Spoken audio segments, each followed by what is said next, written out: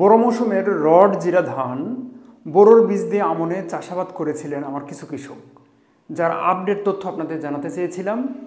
এই রড জিরা ধানটি বড় মৌসুমে 135 থেকে 40 দিন সময় নেয়, যার ফলন কিন্তু 30 মনের কাছাকাছি।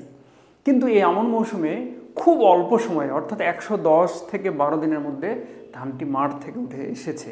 কিন্তু এটি এবার মাঠে ব্যাপক পরিমাণে ব্যাকটেরিয়াল পেনিক্যাল ব্লাইট এবং ইঁদুরের আক্রমণের কারণে কিছুটা কৃষক ক্ষতিগ্রস্ত হয়েছেন।